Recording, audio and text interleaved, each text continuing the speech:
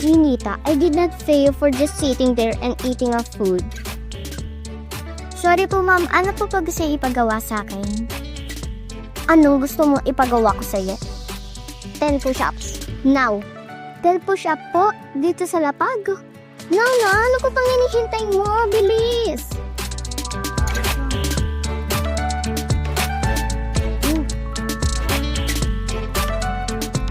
Again, gusto ko yung mas angat pa.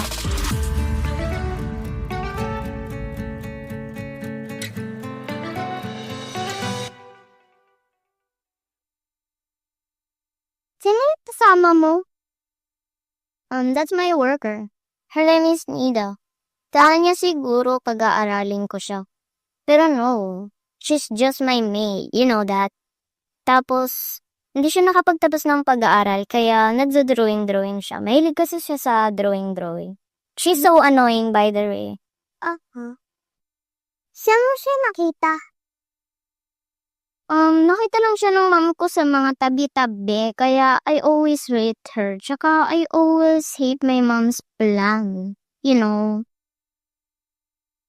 I don't know nga kung bakit pa naawa dyan si mom eh. Then, look at her face. Diba? So dirty. I can't prove her na she's so dirty. Alam mo, nakikita ko lang siyang isang beses sa isang araw na ligibo, diba? Tapos, di pa siya naglilinis sa gabi, bags di pa siya nagtututbrush. Ew, no? By the way, kailan mo ba bibilin yung lupang binibenta ko sa'yo? Parang ilang araw na yun eh. Bukas. Bukas na lang gagawin ko itong offer. Okay, I agreed. Dito na pala yung sundo ko. Bye-bye. Bye-bye. Kita na lang tayo tomorrow. Nice having business with you.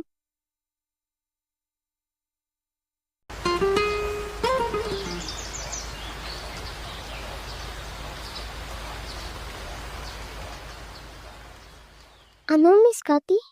Hindi mo na bibilin yung lupa? Why? Huh? Paano madumi?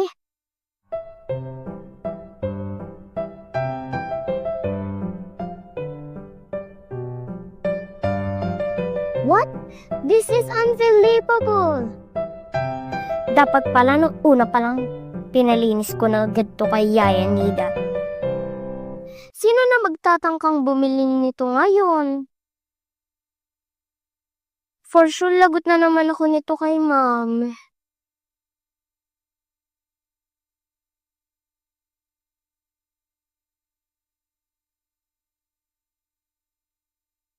Hello?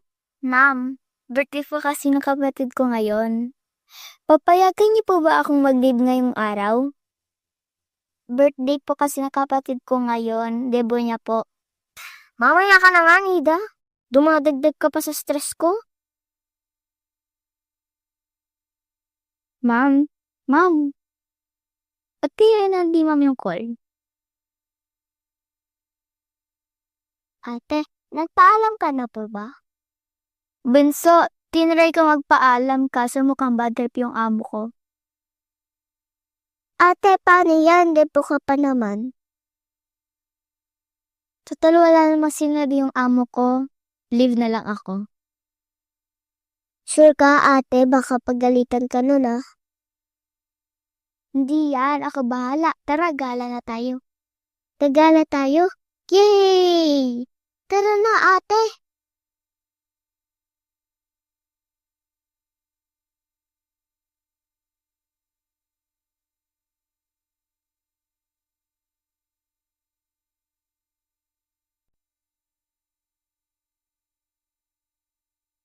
Di ka ba nasasawa sa amo mo? Ba't naman ako masasawa sa amo ko? Lagi ka kasi pinapahirapan kahit onting mali lang. Ano ka pa naman, okay lang yan. At least, sinusweldohan ako. Wala lang, bilang best friend mo, concerned ako.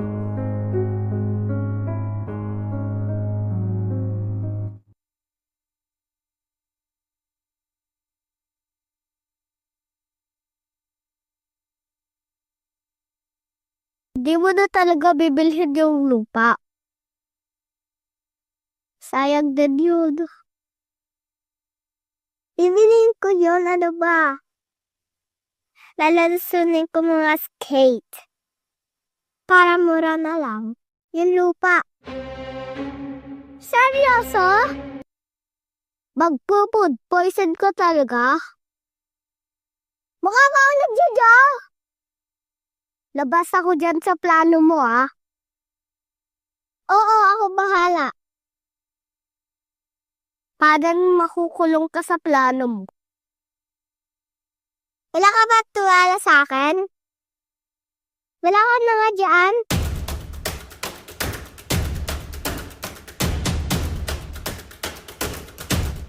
Kung ano-ano na sa utak niya.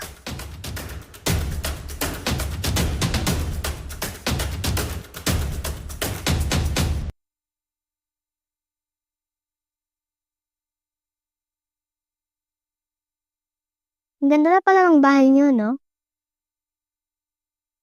Tita bag, sakto lang. Nakakamiss naman dito sa probinsya.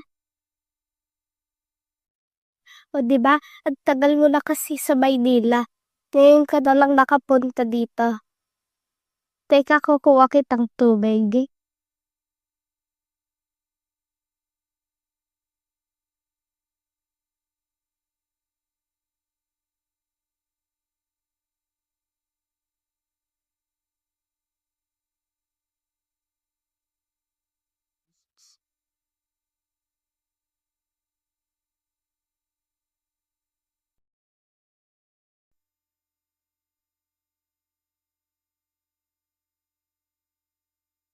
Salamat, Kia, ha, kasi welcome na welcome pa rin ako dito sa probinsya.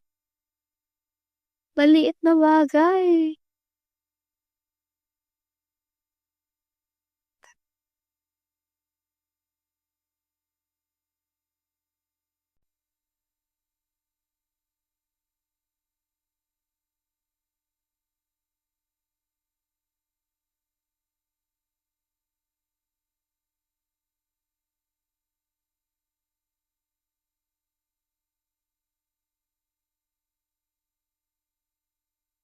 Yes, boo, yes!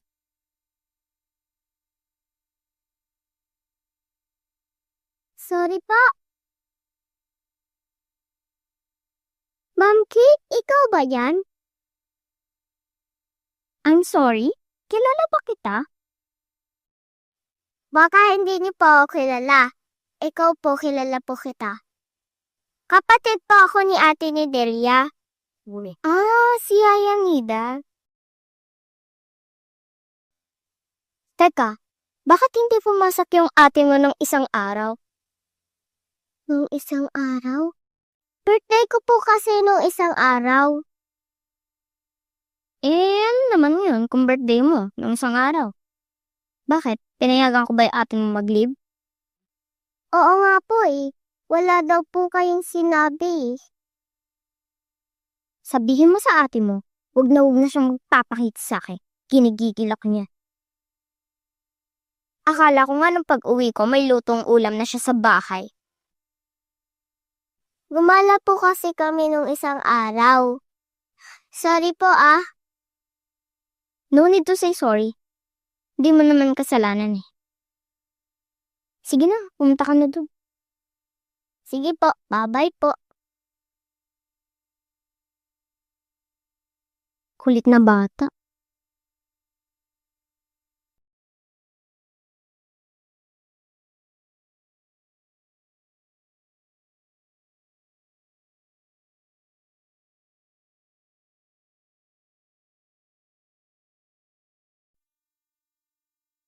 Yaya ni Datari ka nga.